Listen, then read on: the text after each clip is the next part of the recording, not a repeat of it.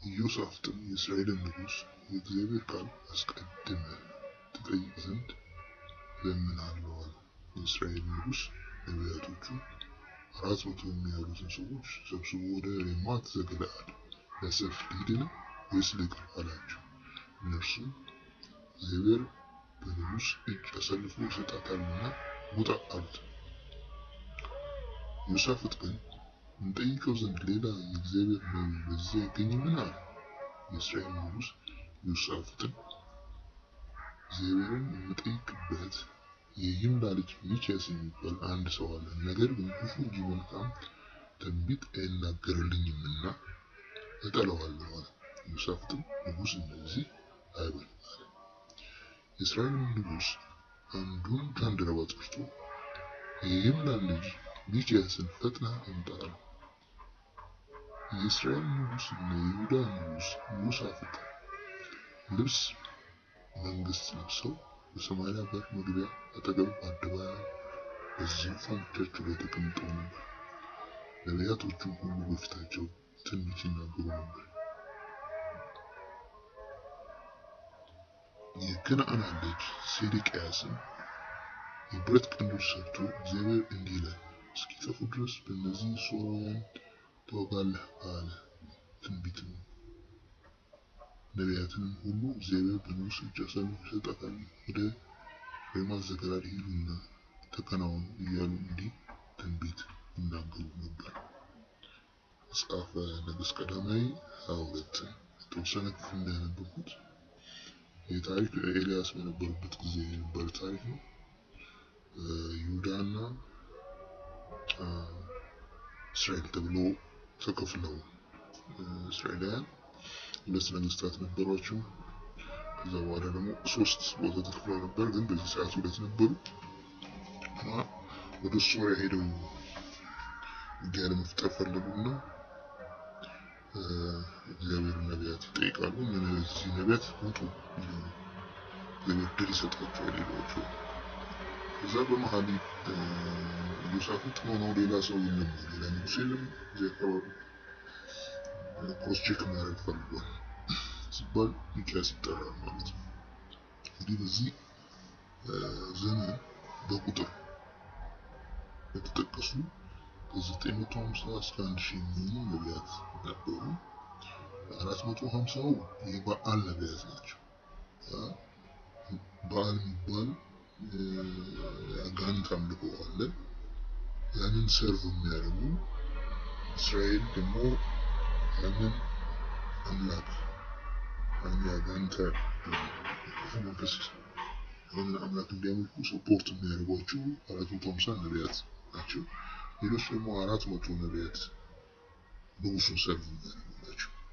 ንጉሱን ሰርቭ የሚያደርጉት እሱ ዙሪያ ስለነበሩ ነው። ኤልያስ አንድ ጊዜ ንጉሱን ነቢያቶች ብሎ ስለተናገረው ነቢያቶች፣ ሌሎች ደግሞ 50 ሆነው የተደበቁ በአካባቢ የተደበቁ አሉ። ሚስቱ ኤልዛቤል ነበረች። ኤልዛቤል ደግሞ እስራኤል ነበረችው። ባዕድ አምልኮን ኢንትሮዲውስ ያደረገችው እዛ እስራኤል ያንን ባዕድ አምልኮ እንዲያመልክ ኦፊሻል እንትን እንዲሆን ያደረገችው እሷ ናት። እና እሷን ሸሽተው የተደበቁ 50 ሆነው የተደበቁ በየቦታው ደግሞ ትክክለኛ ሌሎች ነቢያት አሉ። እሱ ደግሞ ኮሽ ያለችውን ነገር ያደርጋል። አይ ቲንክ ሚክያስ ከነዛ መሃል ይመስለኛል ይጠራል። እሱ ከታች ወደ ማንበብ ይቻላል። እና መልክተኛ ይላክበታል። መልክተኛው ሲያገኘው ሚክያስን ነቢያት እንደዚህ አይነት መልእክት አምጥተዋል፣ አደራህን ሌላ መልእክት እንዳታመጣ ይላል። እና እግዚአብሔር ስም ይልለታል። በቃ እግዚአብሔር ያለኝን ነው የምለው ብሎ ይዘውት ይመጣል። አሁን የሰዎች በዙፋናቸው ተቀምጠዋል። እንዴት ነው በሬማት ዘገለዓድ እንውጣ እግዚአብሔር ድል ይሰጠናል ሲለው በቃ ውጡ ድል ይሰጣችኋል ይለዋል።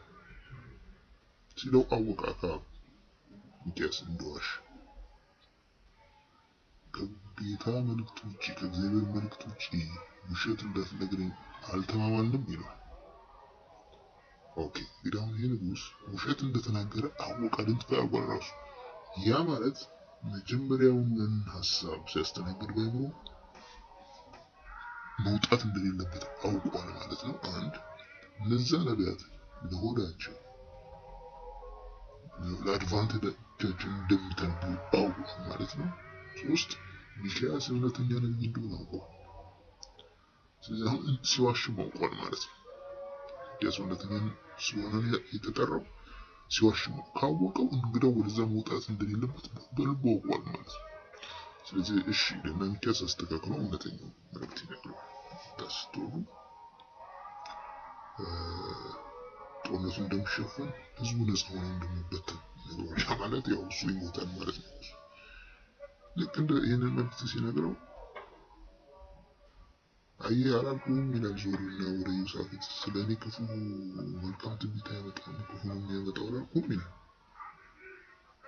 2 ደቂቃ በፊት ውሸቱን ደግሞ ሲነግረው ውሸት እንደሆነ ያወቀ ሰው እውነቱን ሲነግረው ደግሞ እውነቱን መናገር መስማት አልፈልግም እንዲናይ ማድረግ በራሱ መንገድ ነው የሚፈልገው አላልኩም ይላል። አሁን ሚክያስ አይ እንግዲያማ እንደዛ የምትሉ ከሆነ ይልና ዝርዝር ነገር ይናገራል ማለት ነው። ምንድነው የሚላቸው? እግዚአብሔር በዙፋኑ ተቀምጦ መላእክቱ በግራና በቀኝ ቆመው አየሁ። እግዚአብሔር ይነሳና በሬማት ዘገለዓድ አክዓብ እንዲሞት ማን ያሳስትልኝ ሲል ይጠይቃል። ሲጠይቅ ሀሳብ ሁለት ሀሳቦች ይሰነዘራሉ። ከዛ መንፈስ ይወጣና ይላል። መንፈስ ይወጣና እኔ ያሳስተዋለሁ ይላል። በምን ታሳስተዋለህ? በነቢያቱ ሁሉ አፍ ሐሰተኛ ሆኖ ይገለጣል። አሁን ማሳሳትን ታሳስተዋለህ ይሁንልህ ይለዋል። ይሄ ሁሉ ነቢይ ከዚህ የተነሳ ነው እየሳተው። ያንን ሲናሪዮ ያንን ችሎት የጌታ ችሎት አየሁ ማለት ነው በመንፈስ ሚክያስ ይህንን አየሁኝ። አትመለስም ትሞታለህ፣ በሬማት ዘገለዓድ ድል እንሆናለን፣ ህዝቡ ወደ ሰፈሩ ይመለሳል የሚል መልእክት ሰጥቷል። ነው አይ ቆኛ እንወጣለን አንተ ግን ግዞት ከተውትና ግዞት ይከቱታል። ሚክያስን በህይወት ከተመለስክ ጥሩ ነው ይለዋል። ሚክያስ እንደማይመለስ ማለት ነው። ስለዚህ እነዚህን የውሸት ነቢያት የውሸት ትንቢት የተናገሩ 400 ነቢያት ቃል ይዙና እነዚህ 2 ነገስታት ይወጣሉ። ከመውጣታቸው በፊት አክዓብ ኖርማል መደበኛ ልብስ ወይም ደግሞ የወታደር ልብስ ይለብሳል። ያኛውን ንጉስ ኢዮሳፍጥን ግን የንጉስ ልብስ ያለብሳል። ኢንኬዝ በጦርነት ውስጥ የንጉስ ልብስ ጥበስ በመደረግ አይደንቲፋይ አድርገው እንዲገሉት ንጉስ ማለት ነው። እሱ ደግሞ የኖርማል ወታደር ልብስ ለብሶ ሊያመልጥ በዚህ አስቦ በዚህ ልብስ ሴታፕ ይወጣሉ ማለት ነው። በጦርነቱ መሃል ኢዮሳፍጥን ሊገሉት ሲሉ ነው እኔ አካባቢ አይደለሁም ብሎ ራሱ ሲገልጥ ይተውታል። ያኛው ግን ድንገት በብረትና በብረት በለበሰው ብረት መካከል ጦረኞቹ ወቅት ይወጉታል። ወደ ሰፈር ይመለሳል። ማታ ይሞታል። ሰው ወደ ሰፈሩ ይመለሳል። ይህን ነገር የማወራው ያልተገባ ፍቅር ነቢያት ስላላቸው አማኞች ነው።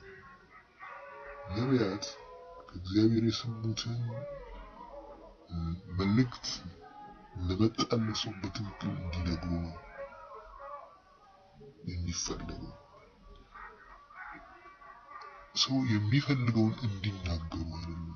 ሰው መስማት የሚፈልገው ንጉስ ይሁን ህዝብ ይሁን ጓደኛ ይሁን ቤተሰብ ይሁን ሲያገለግሉ መልእክት ተቀበሉ የሚፈልገውን ነገር እንዲነግሩት ሳይሆን እግዚአብሔር የሚልካቸው የራሱን የእግዚአብሔር መልእክት እንዲናገሩለት ነው የሚልካቸው። ያ ካልሆነ እንደዚህ አይነት ዳሜጅ ይኖረዋል ማለት ነው። አንደኛ የሰው ነቢያት ይሆናሉ ማለት ነው ሰዎች። ለዚህ ነው ኤልያስ ነቢያቶች የሚለው ንጉሱ። ስለዚህ እግዚአብሔር ያለውን ወስደው መናገር ሲገባቸው በንጉስ ቤት ለመብላት ህዝብ ፕሮቫይድ ሊያደርገው የሚችለው ዌልዝ በሉት ዲፍረንት ነገር ኮንሱም ለማድረግ ብለው ህዝብ የሚፈልገውን መልእክት የሚናገሩ ነቢያት ፋይናሊ የዚህ አይነት ሪዛልት ያመጣሉ። ህዝቡ ይበታል። እነሱ ተጎጂ ነው የሚሆኑት። ስለዚህ ሰው ምንድነው መጠንቀቅ ያለበት? እንደኛ በአዲስ ዘመን ሁሉ የእግዚአብሔርን ድምፅ ይሰማል። ሲንበረከክ የእግዚአብሔርን ድምፅ ይሰማል። እግዚአብሔር ይናገራል። አማኑኤል ከኛ ጋር የሚለው በአዲስ ኪዳን እግዚአብሔር ለእያንዳንዱ ሰው ይናገራል። ለመስማት ግን ሰው መዘጋጀት አለበት። እግዚአብሔርን ድምፅ መለማመድ አለበት። ወራስ ግን ነቢያትን ከላከ ነቢያት እንደዚህ እግዚአብሔር ሰው ህዝብን ለማታለል ንጉስን ለማታለል ሊልካቸው ይችላል። ይሄ የሚሆንበት ምክንያት ደግሞ አመጽ ሲኖር ነው። ህዝብ አመጽተኛ በሚሆንበት፣ ነገስታት አመጽተኛ በሚሆንበት ጊዜ ነቢያት የፈለጋቸውን ፕሮቫይድ ለመደረግ የፈለጋቸውን በሚያወሩበት ጊዜ እግዚአብሔር ለማታለል ይጠቀም፣ ህዝቡን ለማታለል ለመቅጣት ይጠቀምባቸዋል። ስለዚህ ከነቢያት ይልቅ ትክክለኛ መልእክት ላይ ሰው ፎከስ ማድረግ አለበት። የእግዚአብሔር ዊል ላይ ፎከስ ማድረግ አለበት። ያን እግዚአብሔር የሚልከው መልእክት ኮንፎርሜሽን ይሆናል ማለት ነው።